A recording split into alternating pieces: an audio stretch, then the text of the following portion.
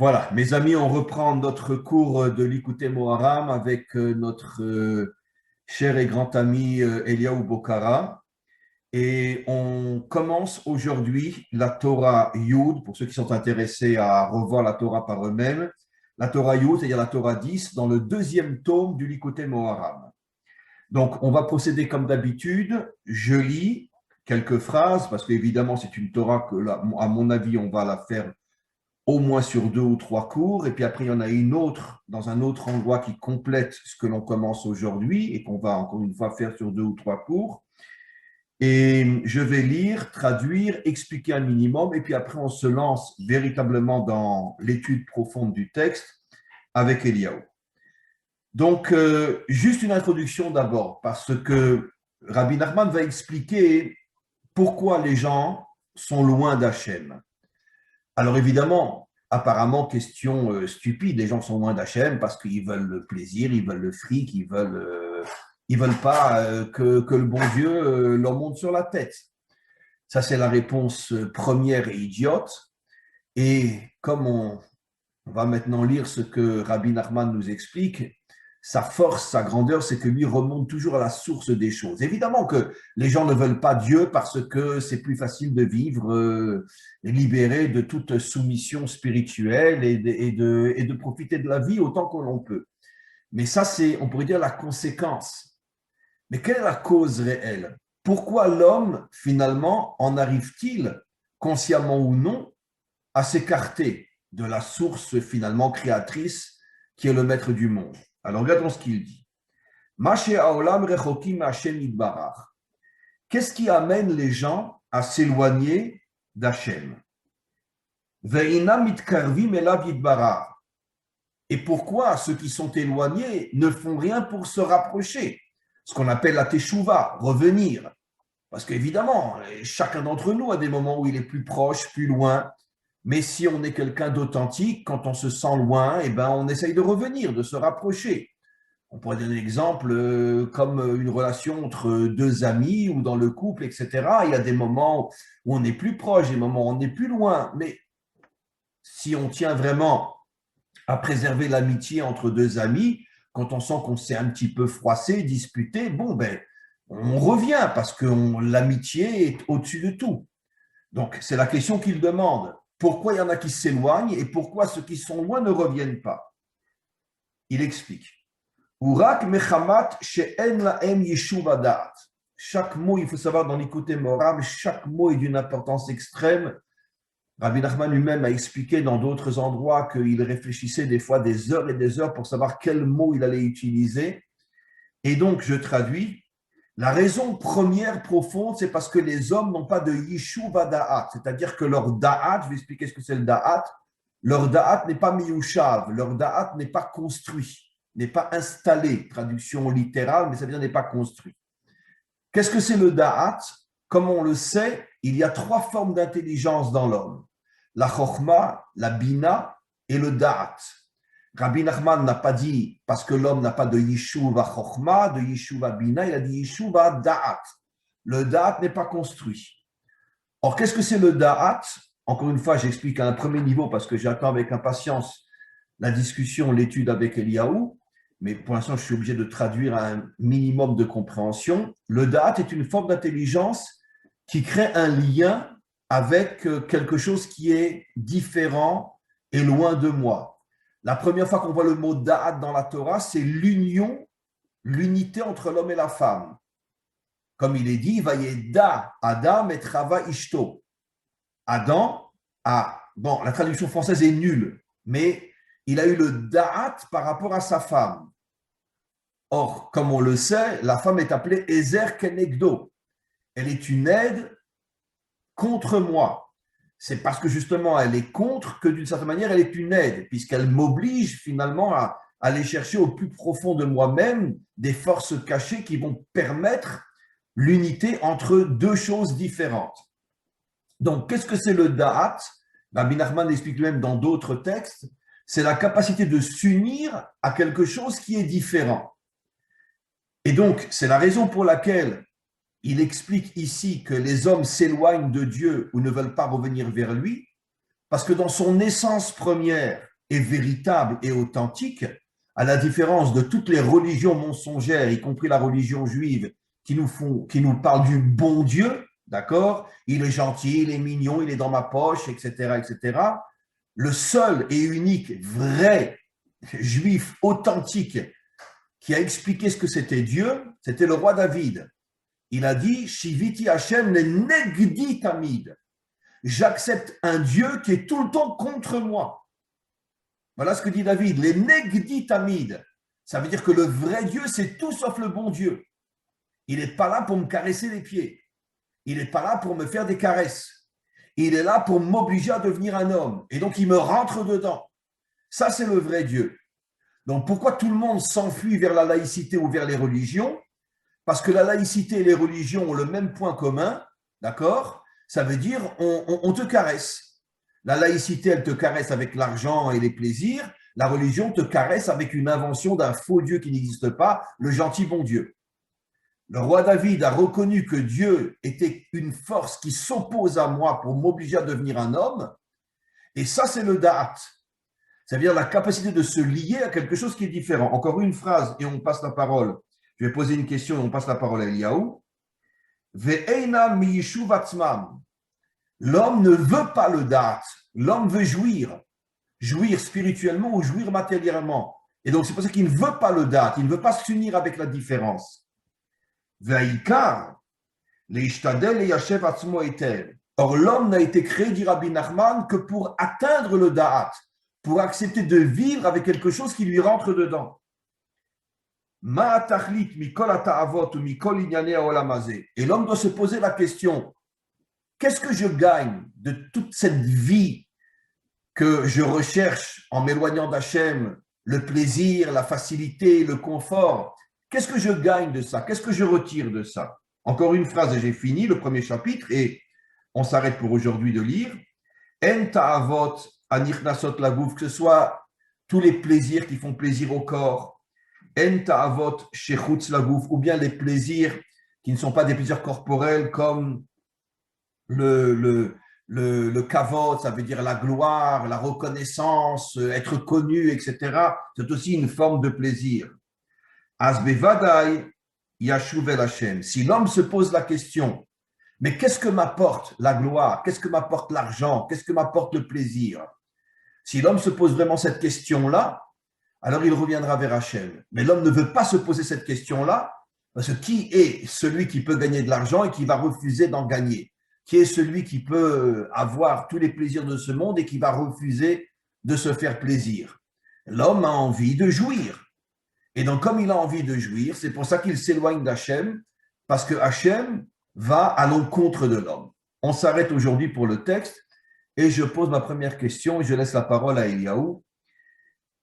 Comment tu comprends, toi, Eliaou, d'une manière claire, sur le terrain, que Hachem, comme le dit le roi David, Shiviti Hachem le negdi tamid, Hachem est celui qui est toujours le negdi tamid, il est toujours contre moi. C'est une vision, on pourrait dire, que 90% des religieux ne connaissent pas, y compris dans notre religion à nous, la religion juive, qui n'a rien à voir avec la Torah, comme je dis toujours. Comment tu comprends sur le terrain que Dieu est contre nous? Comment tu comprends ça? Une première chose qu'on pourrait voir, c'est déjà l'histoire du peuple juif, déjà, du peuple hébreu, à travers l'histoire. On pourrait croire. Parle un peu plus fort, Eliaou, parle un peu plus fort. Vu qu'on est le peuple, entre guillemets, qui a été choisi, on aurait pu croire qu'on aurait eu une destinée sans aucun problème, lisse, auréolée, remplie tout le temps de lumière et de gloire. Et on voit bien qu'à travers toute l'histoire, on a été éprouvé. On est passé dans le creuset de l'Égypte, on est passé on a affronté toutes les nations, entre guillemets, indirectement, ce n'était pas de notre vouloir, nous on voulait presque, entre guillemets, s'assimiler, pratiquement. Et à chaque fois, soit Hachem a utilisé les nations, soit Hachem a utilisé l'esclavage, soit Hachem a utilisé en fait des épreuves pour nous permettre de révéler justement qu'est-ce que c'est l'élection d'Israël et quel est notre message, qu'est-ce qu'on doit passer. Donc sans l'épreuve, on n'aurait jamais pu comprendre qu'est-ce que voulait Hachem. On se serait sûrement perdus tous dans la religion ou dans l'opium du peuple, à penser, en voulant fuir, comme vous expliquiez par rapport au texte de Rabbi Nachman, en voulant fuir nos responsabilités lumineuses en se créant une fausse religion, en se créant une fausse société, en se créant des fausses idéologies qui nous conforteraient dans cette notion de plaisir spirituel ou matériel. Donc, ce que tu es en train d'expliquer, c'est très intéressant parce que, regarde, pour te prouver ce que tu dis, pour prouver à quel point toutes les religions sont fausses, comment d'une certaine manière, y compris, bon, je ne rentre pas dans les détails, mais y compris l'islam, y compris le monde chrétien, avec toutes les nuances qu'il faut apporter au niveau des individus, mais je parle l'idéologie chrétienne, l'idéologie islamique, pourquoi Israël souffre tant depuis des millénaires? Parce que Dieu les a abandonnés. C'est comme ça que le chrétien, on pourrait dire bidon, ou le musulman bidon va parler. Puisqu'on a eu tellement de souffrances, c'est bien la preuve que Dieu nous a abandonnés. Et qu'est-ce que tu dis, toi, pour expliquer ce que dit Rabbi Nachman? La plus grande preuve que Dieu ne nous a pas abandonnés et qu'on est jusqu'à aujourd'hui choisi par lui, c'est que toute notre histoire est une histoire de souffrance et d'épreuve. Exactement. C'est-à-dire pour former un champion, eh ben, l'entraînement est difficile. C'est-à-dire que c'est vrai que quand je parle avec certains musulmans… Répète ça, pour former un champion, l'entraînement est difficile. On ne va pas lui apporter des glaces et du chocolat, c'est sûr. Exactement, exactement. Et c'est vrai que c'est une idée qui se répand énormément, que le peuple juif a été banni, a été puni, il a été délaissé, c'est un peuple sans terre, on entend souvent ça. Mais justement, par rapport à cette notion-là, la compréhension, c'est que justement, parce qu'il nous aime, il nous fait passer par ces épreuves-là. Il nous fait comprendre que pour grandir, et c'est ça la force du libre arbitre, et c'est ça la force du peuple juif. Je ne vais pas vous apporter tout sur un plateau. Pour me connaître, donc le date, pour apprendre à me connaître, vous allez passer par des épreuves. Pour apprendre à me connaître et m'accepter malgré le fait que je vous rentre dedans. Exactement, exactement. Mais c'est comme un père un peu dur, mais qui au fond aime ses enfants. C'est un vrai sabra, c'est-à-dire c'est un vrai cactus.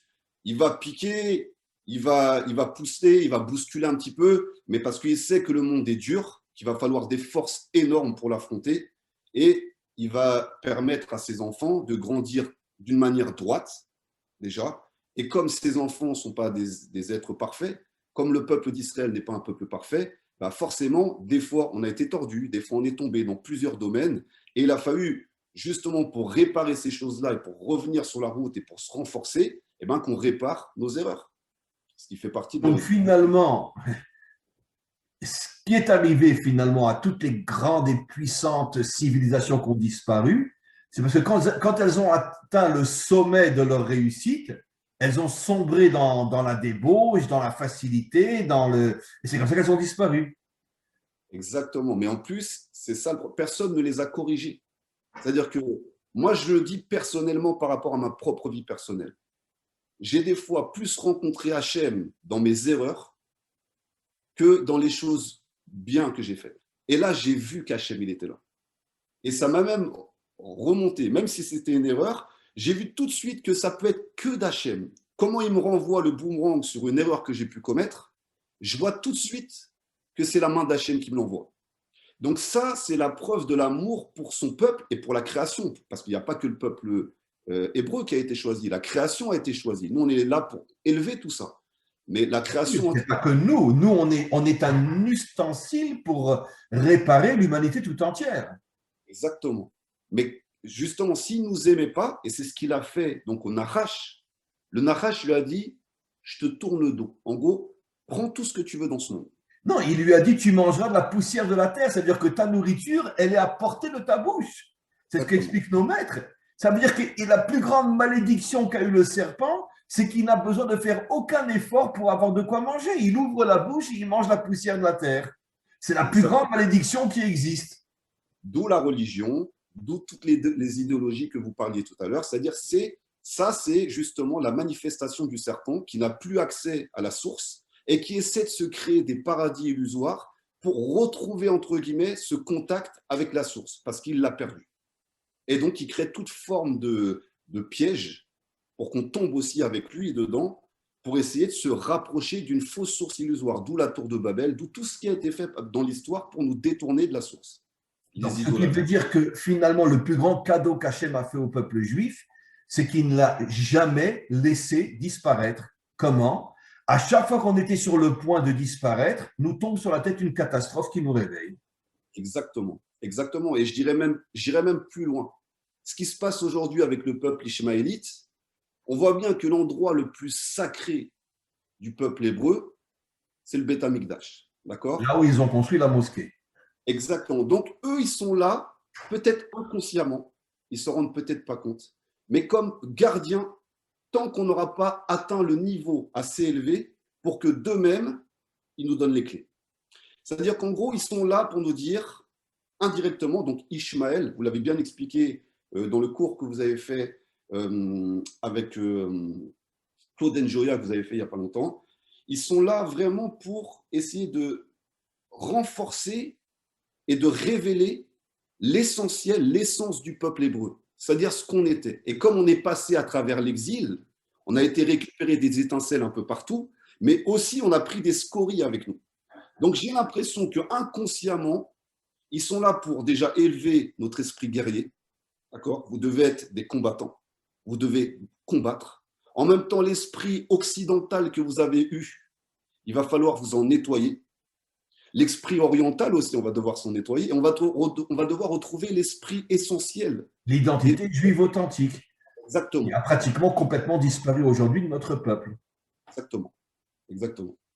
Mais on voit que tous nos entre guillemets, nos ennemis actuels ou d'hier, d'accord, sont là, envoyés par Hachem comme une épreuve pour justement qu'on révèle le meilleur de nous-mêmes. Donc inconsciemment, eux, peut-être certains nous détestent, mais ils nous détestent inconsciemment parce qu'on n'est pas encore à la hauteur de notre rôle. Quand on sera à la hauteur d'eux, ils attendent que ça. Ils attendent que la puissance, la force d'Israël, la lumière d'Israël. Ils attendent tout ça. Mais il faut qu'on soit à la hauteur de le révéler.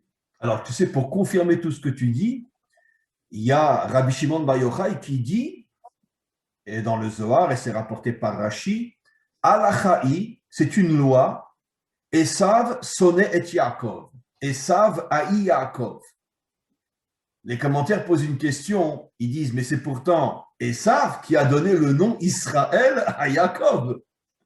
Quand il s'est battu Yaakov avec l'ange, c'était l'ange de Esav.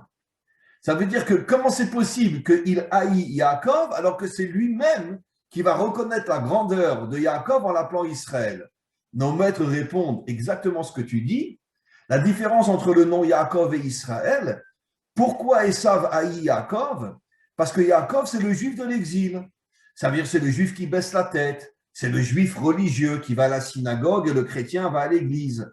Ça veut dire qu'en vérité, c'est le juif qui, d'une certaine manière, a perdu son identité réelle, qui est finalement la véritable force qui doit illuminer le monde. Par contre, Israël, disent nos maîtres, c'est le juif de la délivrance finale. Alors maintenant, pourquoi Esav, il haït Yaakov? Parce que dans son subconscient, l'humanité sait que Yaakov a été choisi pour illuminer et réparer le monde. Et donc, tant que nous ne jouons pas ce rôle, alors il nous haït. C'est comme pour nous dire, finalement, on est tous malades à cause de vous. Redevenez Israël. C'est nous qui vous avons donné le nom Israël. Alors, soyez de vrais Israël et ne restez pas des Yaakov. D'ailleurs, le mot Yaakov veut dire tordu. Exactement. Ça veut dire aussi tordu au niveau de la racine du mot Yaakov. Ne soyez pas tordu. Israël, c'est quoi la racine d'Israël? Yachar, soyez droit. Exactement. Mais ça, c'est même compliqué. Parce que vu qu'on a pris la bracha de Esav, tu as pris ma bracha. D'accord? Donc maintenant, sois à la hauteur de ces deux brachot. Tu as la bracha spirituelle et tu as pris aussi la bracha matérielle. Il va falloir que tu fusionnes les deux. D'ailleurs, c'est quoi la sphira de Yaakov? Tiferet. Voilà. Même dans cette sphère. Exactement. C'est-à-dire que tant qu'on ne sera pas à cette hauteur-là de fusionner les deux forces, le matériel et le spirituel, on ne sera pas encore à la hauteur d'Israël. Sachant que, si j'ai bien compris, l'ange d'Esav, on ne peut pas prononcer son nom, mais c'est le Samer même. Oui. Donc, c'est le même qui a chevauché le Nachash, le serpent. C'est lui qui a provoqué la première faute de l'humanité, d'Adam et Chava. Donc, qu'est-ce qui veut dire son nom? C'est le poison, non? C'est Sam, un poison. Voilà, le poison. Mais le poison de la richesse, le poison du pouvoir, le poison de la religion, le poison du plaisir. Exactement. Donc, c'est justement la question que je voulais poser maintenant aussi. C'est-à-dire qu'ici, on pourrait dire allusive, Rabbi Nachman est en train d'expliquer finalement c'est quoi le Yetzer Hara. La racine du Yetzer Hara, du mauvais penchant, c'est la recherche du plaisir et de la facilité. D'ailleurs, c'est ce qui s'est passé au moment où elle a vu l'arbre. Qu'est-ce qu'elle a vu? Elle a vu les beaux fruits, elle a vu que l'arbre était un bonheur pour les yeux. Donc finalement, elle a voulu s'enfoncer dans la facilité. La facilité, et d'une certaine manière, et je dis souvent aussi, mais c'est un dialogue de sourds, parce que les gens ne comprennent pas que des fois, bon, peu importe, je ne rentre pas dans les détails, mais tu parles de certaines choses qui se passent ici en Israël ou dans le monde, et les gens te répondent, mais crois en Dieu, arrête, sois positif, crois en Dieu. Ça veut dire que la réaction est une réaction de Yetzer Hara. C'est-à-dire on veut absolument que tout aille bien, alors qu'on ne comprend pas que le vrai Dieu, c'est celui qui justement fait que tout aille mal pour nous obliger à devenir des hommes, des guerriers, des hommes forts. Parce que quand tout va bien, on disparaît. Si on n'avait pas eu toutes les souffrances qu'on a eues dans l'histoire, le peuple juif aurait disparu depuis des millénaires. Comme les Grecs, comme les Babyloniens, comme tout le monde. Donc, si j'ai bien compris ce que vous dites, le poison, et on le retrouve dans le sport. Moi, je fais toujours une liaison avec l'entraînement, tout ça, le combat. On le retrouve dans l'entraînement, c'est-à-dire qu'on a un Yetzer Hara de s'entraîner.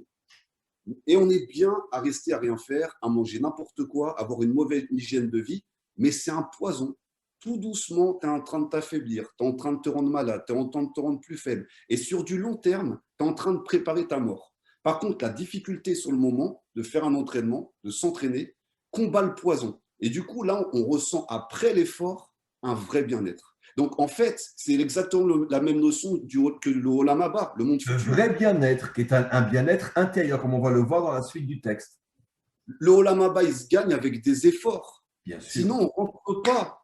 Et il n'y aura pas de cadeau en haut. On ne va pas nous dire, bon, tu as pensé bien un moment. Non, non, tu veux rentrer dans un monde supérieur. Est-ce que tu as fait des efforts dans mon vestibule?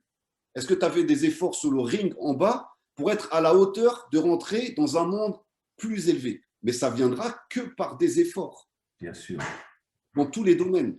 D'abord, c'est une phrase explicite de nos maîtres qui disent Adam, les Amal Nivra. L'homme a été créé pour vivre d'efforts, pour faire des efforts. Les Amal, Amal dans le sens de Aïn Mem Lamed, ça veut dire l'homme a été créé pour faire des efforts. C'est pour ça qu'il a été créé. Et c'est pour ça que je dis souvent, c'est une demi-blague, mais presque vrai, la plus grande insulte qu'on puisse faire à un juif, c'est de dire oh, c'est un ange celui-là. Parce que c'est une insulte, on ne veut pas être des anges. Un ange est un robot spirituel qui a été programmé pour qu'il fonctionne selon la volonté d'Hachem. Or, l'homme ayant le libre arbitre, il peut refuser, il peut tomber, il peut se relever, il est dans l'action, il est dans la faute. C'est ce qui fait qu'il est des milliards de fois plus grand qu'un ange. Pourquoi? Parce qu'un ange, c'est un outil. Mais l'homme, c'est une créature indépendante qui, justement, parce qu'il peut fauter, peut aussi se relever et donc est beaucoup plus haut qu'un ange. Bien sûr. Et on le sent, le Yetzer Hara en plus. On a une conscience quand même. Il y a la conscience que quand on est face à un choix, on sent le choix de la facilité et le choix de la difficulté. On le sent tout le temps. Par exemple, faire du chesed, faire de la bonté, avec les membres de sa propre famille. C'est plus dur parce qu'on n'a pas le visage, le masque. Par contre, à l'extérieur, là, c'est plus facile. Alors que ça devrait être l'inverse. C'est-à-dire que dans sa famille, on devrait tout faire pour aider les membres de sa famille. Sache que la loi nous dit que si tu as des gens de ta famille qui sont en difficulté, l'obligation est d'aider d'abord les gens de ta famille avant d'aider les gens extérieurs. C'est-à-dire que les premiers qui doivent être aidés, c'est ceux de la famille, justement. Exactement. Et c'est là qu'on voit ce Yetzer Hara, ce Sama Hamavet qui, à chaque fois, en fait, veut nous donner sa dose de poison, son vaccin, son petit vaccin qui va tout régler facilement, sans faire aucun effort, sans renforcer son système immunitaire, sans avoir une meilleure hygiène de santé, sans avoir un meilleur équilibre. C'est-à-dire qu'on va à chaque fois nous vendre la pilule. C'est-à-dire que la pilule, c'est avec ça, toutes les solutions vont être réparées. Et vous êtes un des seuls raves, et je sais qu'il y en a d'autres aussi, mais qui explique que même après la venue du Mashiach, on continuera à faire des efforts. C'est le mec qui dit ça. En lahem menucha, lo be'olam hazeh, velo be'olam haba, sheneemar v'ilchu michayil al chayil. Nous n'aurons de repos ni dans ce monde, ni dans le monde à venir, car nous irons de combat en combat. Chayil milachon chayal, un soldat. Ça veut dire que, mais comment nos maîtres peuvent aller. Enfin, je te dis, quand je dis des phrases comme ça, je te promets, il y a où j'en ai les larmes aux yeux. Je dis, c'est pas possible, pas possible, pas possible. Comment, même nous, la majorité des juifs, on lit les enseignements de nos maîtres et on reste des religieux idiots. Et ils sont en train de nous dire que même le monde à venir est un monde de guerre, est un monde de travail, un monde d'effort. Parce que sinon, tu n'es plus un homme. Si tu t'arrêtes de te battre, tu n'es plus un homme. Et toutes les religions disent le contraire. Quand on sera dans le paradis, quand le Messie va venir, on se baignera dans la lumière de Dieu. Franchement, moi, j'en ai rien à faire de la lumière de Dieu, hein, parce que je n'ai pas envie d'être un ange. Moi, je veux être quelqu'un qui me bat, qui prend des décisions, et même dans le monde à venir. Alors, c'est pour ça qu'Hachem a choisi David Ameller. David Ameller, déjà, quand on voit son arrière-grand-mère, Ruth, elle a dû se battre pour devenir juive, pour entrer dans le peuple d'Israël, elle a dû se battre. Oh, mec, elle a souffert même. Parce que la grande majorité du peuple juif ne reconnaissait même pas sa conversion. Jusqu'à l'époque du roi Salomon, c'est-à-dire jusqu'à son arrière-petit-fils. Quand Salomon a construit le temple, seulement à ce moment-là, comme il était de la lignée directe de Ruth, le Ham Israël a reconnu que Ruth était une vraie convertie. Mais ils ont souffert énormément. Le père de David, Yishai, il n'arrivait pas à marier ses 7 enfants. Personne ne voulait se marier avec eux parce qu'ils disaient, oui, vous n'êtes pas juifs. Donc, ça veut dire que finalement, quand le roi David dit, toute ta vie, tu étais contre moi, il dit ça à Dieu, et ce n'est qu'un exemple, sans compter que son fils a voulu le tuer, que ses meilleurs amis l'ont abandonné, que son propre beau-père a voulu le tuer, le roi Saül, puisqu'il a épousé une de ses filles. Toute sa vie, d'ailleurs, il a tellement souffert qu'il est mort, il est mort de refroidissement. Son corps a arrêté de. Tu sais comment il est mort? Il est mort froid. Tellement il a investi dans sa vie. Pourtant, c'était un guerrier inimaginable. À l'âge de 70 ans, il est mort. C'est quand même jeune. Et il est mort en se refroidissant de toutes les souffrances qu'il a eues. Mais d'un autre côté, c'est ce qui a fait de lui le vrai et seul et unique modèle de l'homme authentique. Et on le voit aussi avec Rabbi Akiva. C'est-à-dire, là, vous avez parlé du roi David, mais Rabbi Akiva, on dit que c'est un des plus grands. Même Moshe Rabbeinu a été... C'est le plus grand. On dit que c'est la moitié de l'âme de Moshe Rabbeinu. Exactement. Donc, et quand on voit la fin de Rabbi Akiva, on voit comment il étudiait. C'est ça qui est beau, en fait. Rome empêchait le peuple juif d'étudier la Torah. Il avait tellement pas peur que nous, on va continuer à étudier. On va étudier dans les grottes, on va prendre des disciples. On s'en fiche de tout ça. Peu importe ce qui va m'arriver après, je m'en fiche, je continue. Et on voit la fin de Rabbi Akiva. Il a fait le Shema Israël, il a été dépecé vivant. Parce que, de ce que j'ai compris, il avait demandé à Hachem qu'il le juge selon le strict din. Il voulait être jugé, pas par le bon Dieu, mais par le vrai Dieu. Exactement. C'est exactement ce que vous dites. Par le strict din. Et donc, le strict din, malgré la hauteur de Rabbi Akiva, qui était un des plus grands, eh ben, si on voit la fin, si nous, on était jugés, c'est-à-dire que ça explique exactement l'illusion dans laquelle on vit. Lui, il a voulu vivre selon la vérité, selon la rigueur. Juge-moi sans précède, sans adoucissement. Tu me donnes le vrai jugement. Dépecé vivant. Oui. On va continuer un petit peu le texte. Arda, mais sache, dit Rabbi Nachman, Shaliede marash chora, ifshar le'anhig et hamoach kirtzono. Lorsque l'homme tombe dans la tristesse, dans le désespoir, il perd la tête. À ce moment-là, il perd la tête. Ça veut dire, bon, il n'est plus capable de réfléchir et surtout, selon le contexte du cours, il perd complètement le da'at. Ça veut dire que quand un homme ne va pas bien avec lui-même, la dernière chose dont il a envie, c'est qu'on lui rentre dedans. Ça, surtout, j'ai besoin de facilité, j'ai besoin de facilité, j'ai besoin de facilité. Ve'alken, c'est pour ça qu'il perd complètement le da'at, la capacité d'accepter les difficultés. Et il rajoute, Rak al-yede asimcha yuchal la'anig hamoach kirtzono. La seule chose qui permet à un homme de développer son intelligence et surtout le da'at, c'est-à-dire d'accepter une vie difficile. Il y a une sorte de contradiction ici. C'est quand l'homme a la simcha. Quand l'homme a la simcha, je vais expliquer dans quelques instants ce que c'est la simcha d'après nos maîtres, et après je te repasse la parole. Quand l'homme a la simcha, à ce moment-là, il a le da'at. En ayant le da'at, il accepte une vie d'épreuves et de difficultés. Veyuchal leyachev dato. À ce moment-là, il arrive à reconstruire son da'at lorsqu'il a la simcha. Qui simcha, parce que la simcha ou olam acherut, c'est le monde de la liberté. N'est libre qu'un homme qui a la simcha. La joie en français, mais je vais expliquer, ce n'est pas tout à fait ça. Beprinat, encore un vers, une phrase et j'ai fini.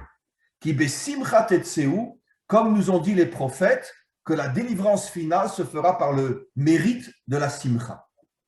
Alors, qu'est-ce que c'est la simcha? Je n'explique que d'après nos maîtres. C'est pas on va en boîte, c'est pas on va au cinéma, c'est pas on regarde un bon film, c'est pas on mange un bon repas. Nos maîtres disent en simcha ela balev. La joie, bon, j'aime pas la traduction, elle est horrible la traduction en français, la joie. Bon, allez, je reste dans la simcha. La simcha est dans le cœur.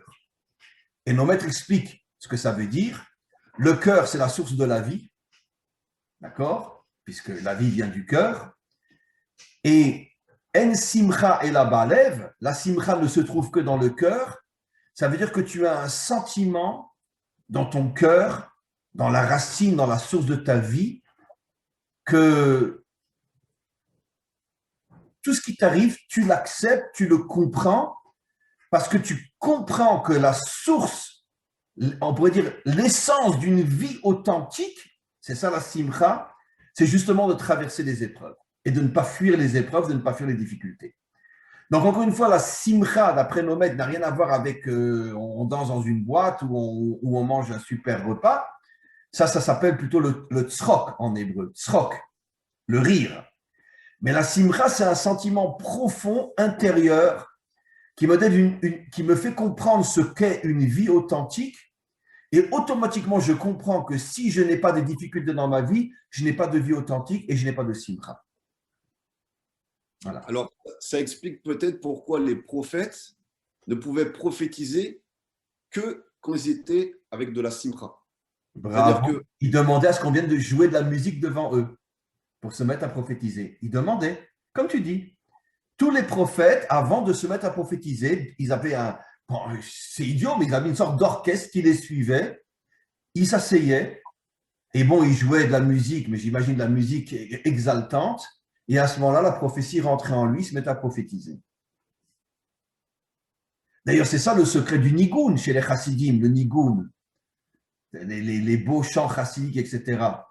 Ce qui permet tout d'un coup, à chaque fois qu'un maître de chassidoute enseignait à ses élèves, d'abord ils faisaient tous ensemble un nigoun, et puis il y avait une exaltation spirituelle qui rentrait dans le maître, et puis après, waouh, ils se mettaient à dévoiler des secrets absolument incroyables.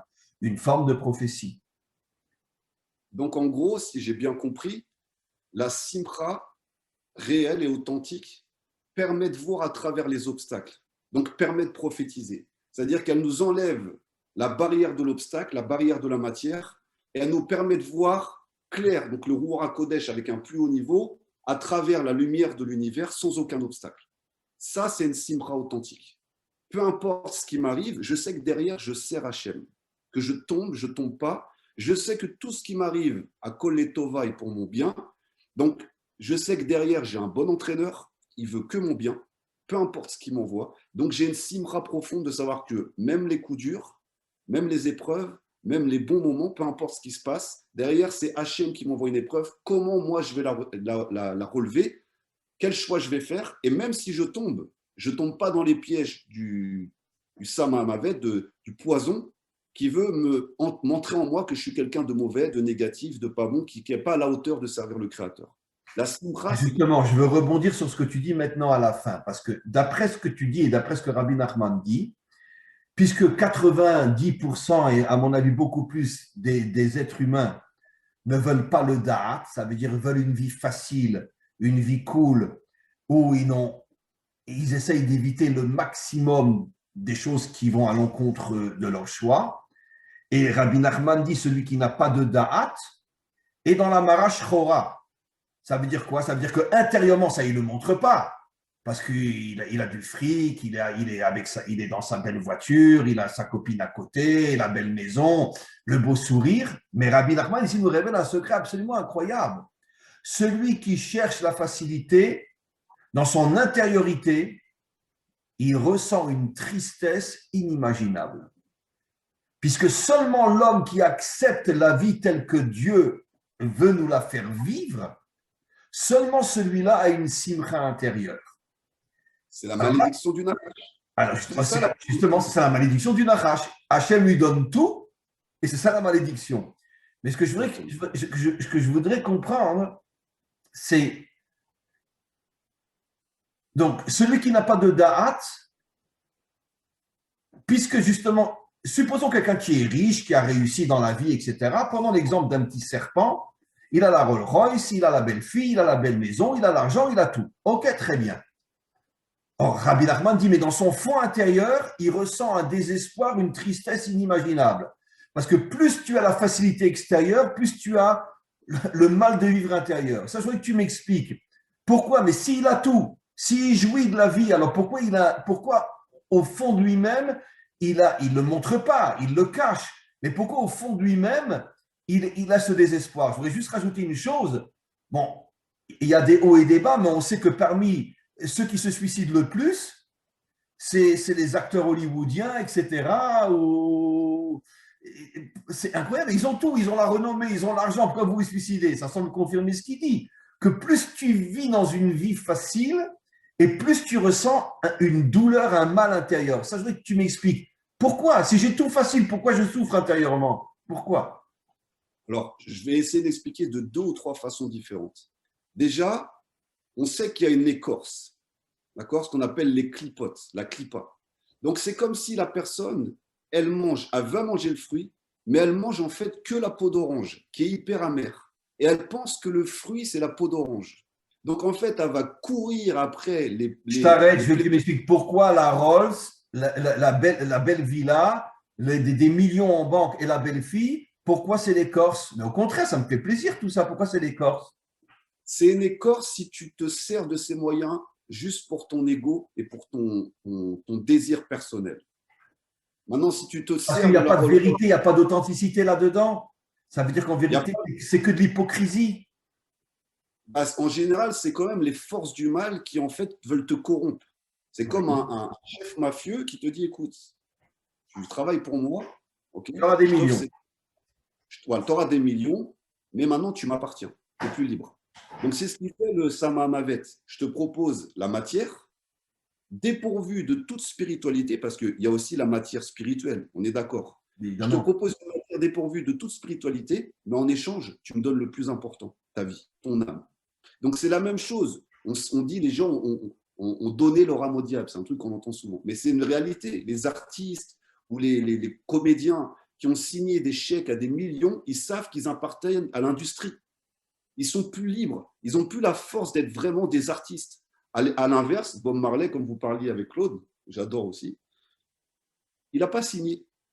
Il n'a pas signé. Son message, il est resté toujours authentique. Donc, ils l'ont liquidé d'une façon ou d'une autre. Donc, c'est-à-dire, tu as le choix. Soit tu restes authentique avec ta vie d'artiste ou avec ton potentiel, soit tu le troques contre des millions, mais tu vas perdre tout ce que tu avais. Parce qu'il ne faut pas oublier qu'Hachem, il est en nous. Les gens pensent toujours qu'Hachem, il est extérieur. Comment Hachem, il peut tout savoir, nos pensées, nos émotions, nos sentiments? C'est parce qu'il a une partie de lui qui est en nous.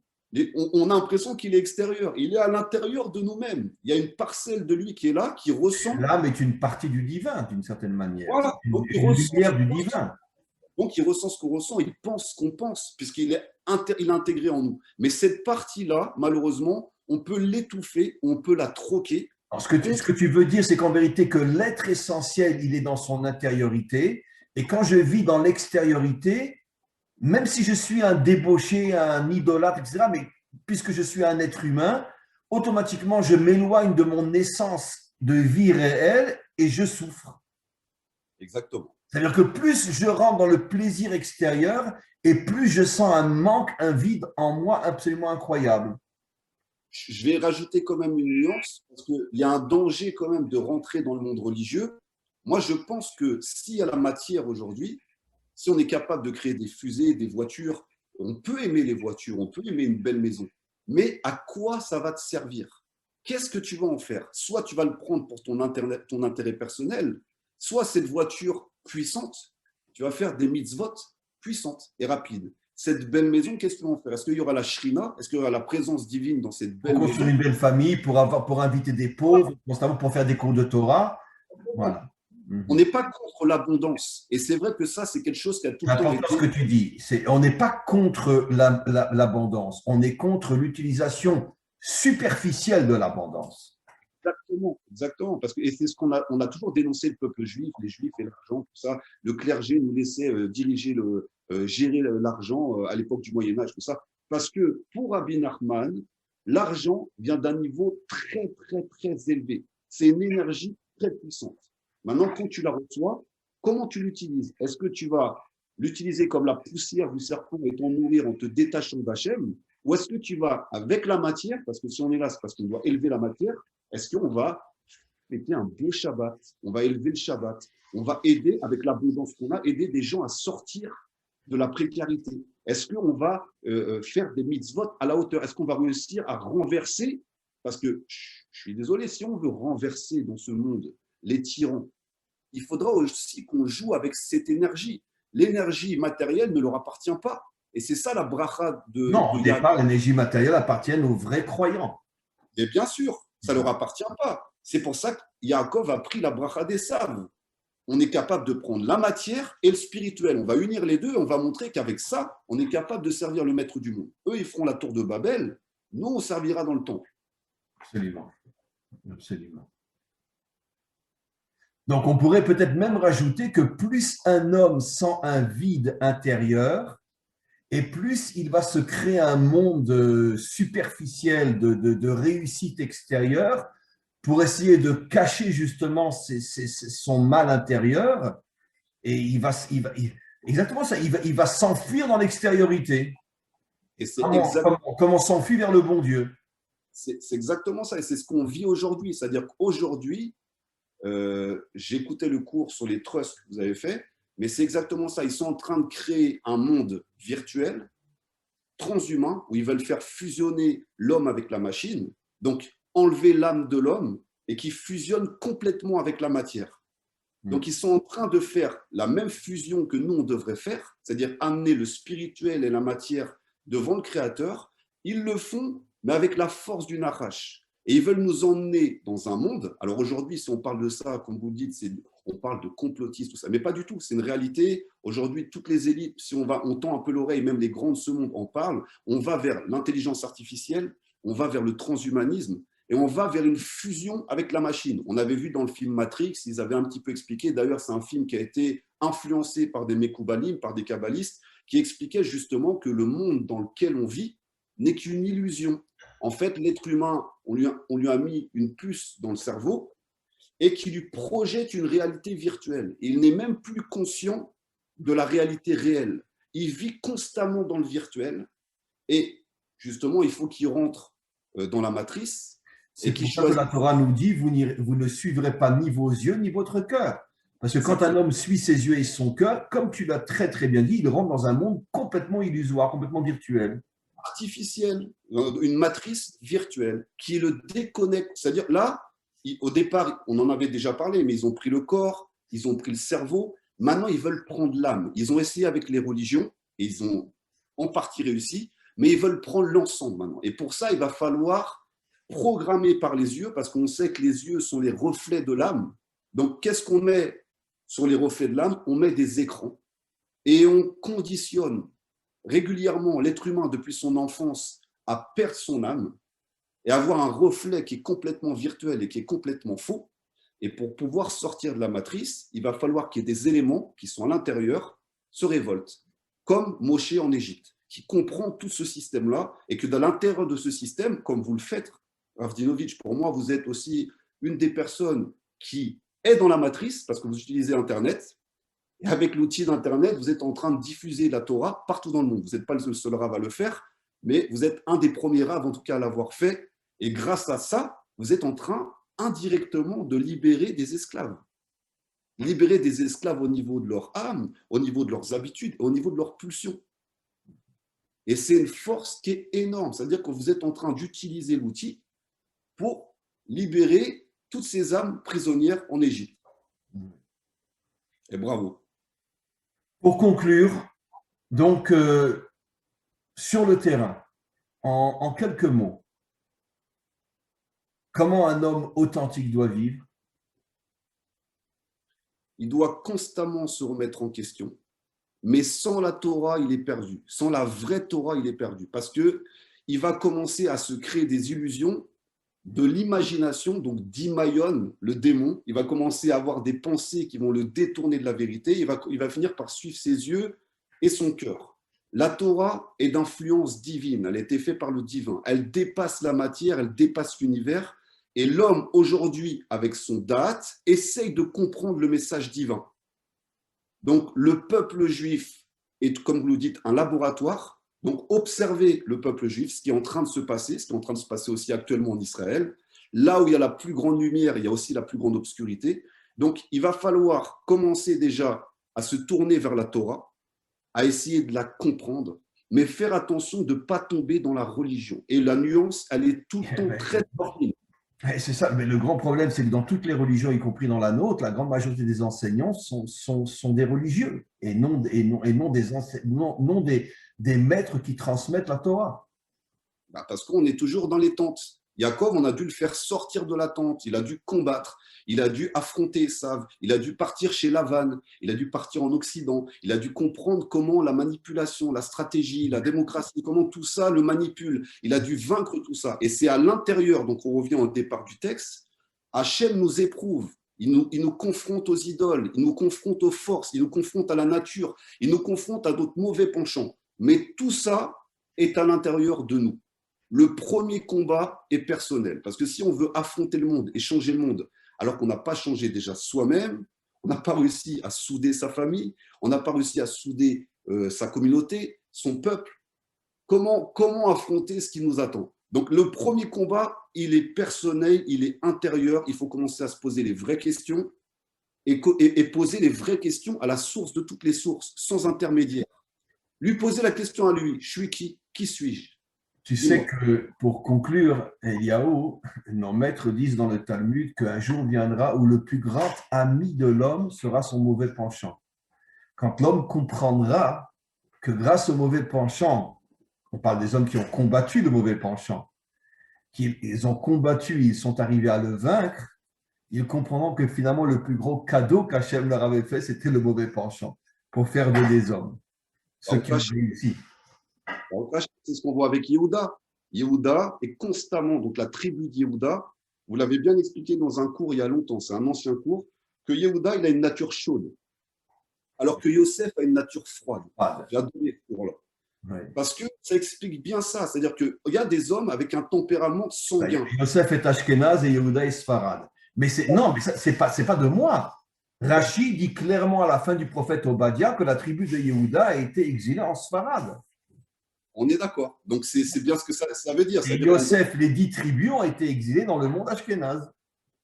Mais les deux sont éprouvés. C'est-à-dire que Yosef va être éprouvé dans le monde chaud et Yehuda va devoir faire… Et d'ailleurs, on voit David est mort de froid, vous m'avez dit. Oui, oui. Même dans sa faim, la chaleur qu'il a… Et pourtant, c'était un Gilgoul d'Esav.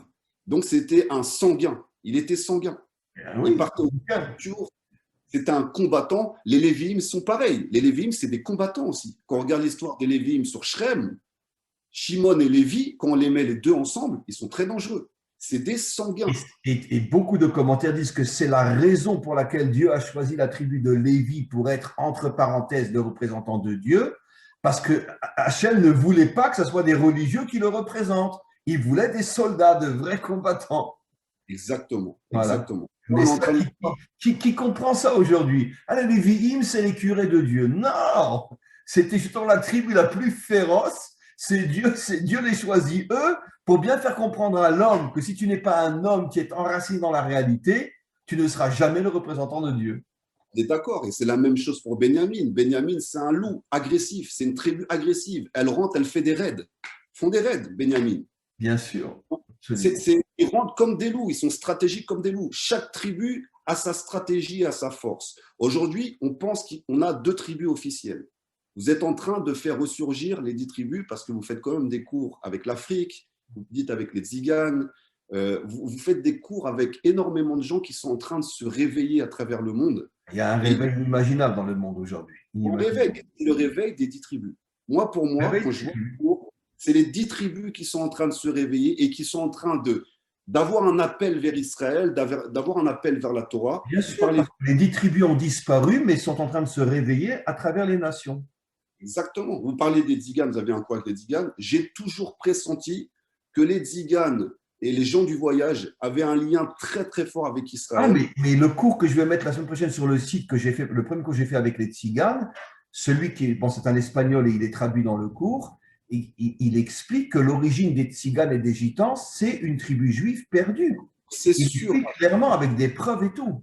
C'est sûr. Pour vous dire, moi-même, quand j'étais petit, j'avais donc des amis tziganes dont le père de famille, pour vous dire, le père de famille a été trouvé dans une poubelle pendant la Seconde Guerre mondiale. Il a été élevé par un rabbin et sa femme. Ce rabbin a enseigné toute la Torah à ce petit tzigane. Donc, il a grandi dans la Torah. Après, il est retourné dans le monde des gens du voyage, des tziganes. Il a choisi le chemin évangéliste. Mais il connaissait toute la Torah. C'est-à-dire, on sent, et même ici, j'en vois ici aussi qui voient ma kippa, j'ai tout le temps ma kippa partout, qui sont très liés à Israël, qui ont un amour pour Israël. Un grand amour pour Israël. Bien sûr, il y a une recherche. Hitler les a tués pendant la Shoah. Hein. Exactement. 1 million de Tziganes ont disparu pendant la Shoah. Hein. Parce qu'ils étaient d'origine juive. C'est ça. Hitler Marchemo devait savoir qu'il y avait des liens, des racines juives chez les Tziganes et les gens du voyage. Et il devait le savoir. Comme pour les Africains, il devait le savoir. C'est-à-dire sa pyramide des races, c'était lié justement à vouloir exterminer vraiment toute la présence hébraïque sur Terre. Et il a recherché, il a fait des recherches anthropomorphiques pour essayer de trouver vraiment la racine. Vu que c'était Amalek, on sait très bien qu'Amalek veut combattre et sortir la racine hébraïque depuis le départ. Il a cherché vraiment à trouver toutes les tribus perdues et à les décimer. Parce que son vrai plan, à mon avis, c'était ça. C'était vraiment que Amalek soit le peuple régnant et qu'il n'y ait plus aucun juif ni un hébreu sur terre. Ni même un descendant de juif. Absolument. Ni un descendant. Exactement. Pour faire une nouvelle terre, un nouveau peuple, avec les Nordiques et tout. Enfin, on peut aller très loin. Je ne rentre pas trop dans les détails, mais on peut remonter très très haut. Voilà, Elio, on va s'arrêter là pour aujourd'hui et on se retrouve la semaine prochaine. On continue ce texte et on commencera un autre texte aussi qui complète celui-là. Et donc, merci beaucoup et on se retrouve très très bientôt.